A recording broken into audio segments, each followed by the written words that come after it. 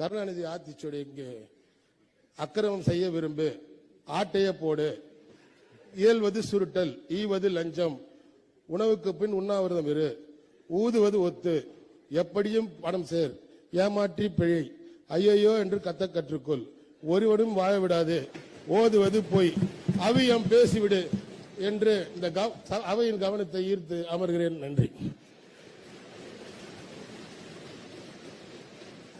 மாண்புமிகு அமைச்சர் அவர்கள்.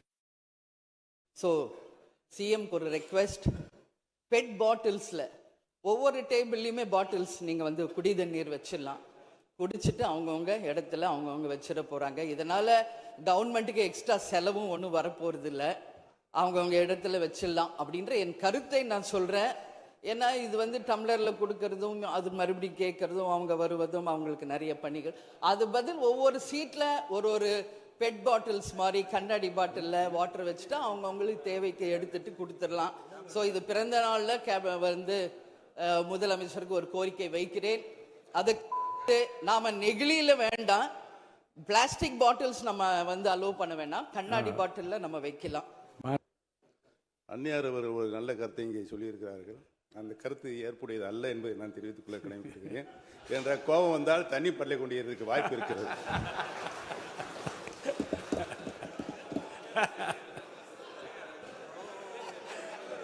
உறுப்பினர் பேசலாம்.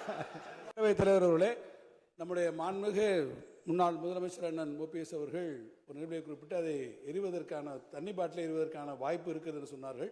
ஒருவேளை அவருடைய தனிப்பட்ட அனுபவத்தின் காரணமாக அதை அவர் இங்கே குறிப்பிடுறாரா என்பதை நான் அறிய விரும்புகிறேன். ரொம்ப காரசாரமாவே போயிட்டு இருந்துச்சு. அதனால ஒரு ஹாப்பியா நம்மளுடைய முதல்வர் பிறந்த நாள்ல எல்லாரும் சந்தோஷமா இன்னைக்கு நம்ம அவையே செய்வோம்.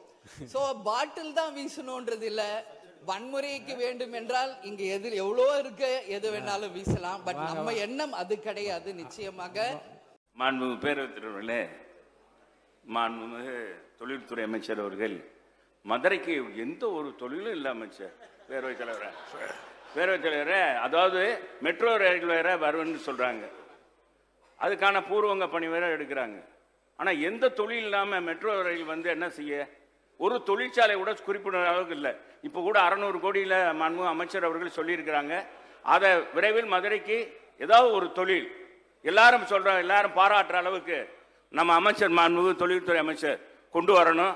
மதுரை மக்கள்லாம் ஆஹா ஓஹோ என்று நம்ம தென்னரசு அவர்களை பாராட்டணும்னு கேட்டு மாண்பு பேரவைத் எல்லாம் கேட்டு அமைகிறேன். 10 வருஷம் அமைச்சராக இருந்திருக்கேன், ஒன்றும் இல்லைன்னு வருத்தப்பட்டிய இந்த அமைச்சராக தருவாங்களான்னு பார்ப்போம். மாண்புமிகு அமைச்சர் அவர்கள். மாண்புமிகு பேரவைத் தலைவர்களே, உள்ளபடியே மதுரை மக்கள் மட்டுமல்ல, தமிழ்நாட்டு மக்களே அண்ணனை பார்த்து ஆஹா ஓஹோன்னு சொல்லிட்டு இருக்காங்க. எதிர்க்கட்சி தலைவர் மற்றும் எதிர்க்கட்சி துணைத் தலைவர் அவர்களுக்கும் இவர்கள் இருவருக்கும் என்னுடைய தனிப்பட்ட முறையில் என்னுடைய நன்றியை தெரிவித்துக் கொள்கிறேன்.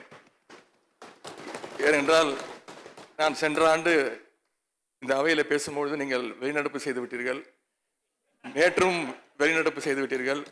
இன்று நான் பேசுவது அதற்காகவே வெளிநடப்பு செய்து விடுவேன் என்று நான் நினைத்தேன். இருந்தாலும் அதற்காக மீண்டும் என்னுடைய நன்றி. அப்படி நீங்கள் வெளிநடப்பு செய்து விட்டு சென்றாலும் தவறுதாக என்னுடைய காரில் தான் ஏறி செல்கிறீர்கள். நீங்கள் மட்டுமல்ல, நானும் 3 நாட்கள் முன்பு உங்களுடைய காரில் ஏறி சென்று விட்டேன். அடுத்த முறை நீங்கள் தாராளமாக என்னுடைய காரை எடுத்து செல்லலாம்.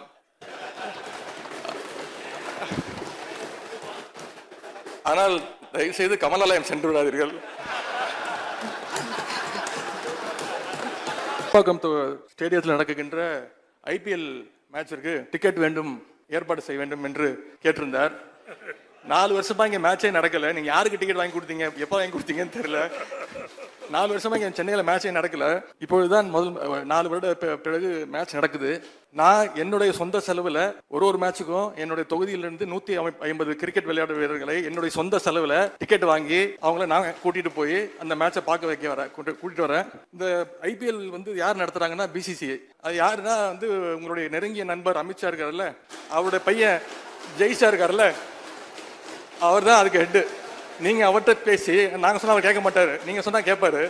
நீங்கள் அவர்கிட்ட சொல்லி அத்தனை சட்டமன்ற உறுப்பினர்களுக்கும் ஒரு 5 டிக்கெட் கொடுத்தா கூட போதும். நாங்க காசு கொடுத்து கூட வாங்கிக்கிறோம். ஏன்னா அது வேற ஏதாவது கணக்குல சேர்த்துருவீங்க அப்புறம்.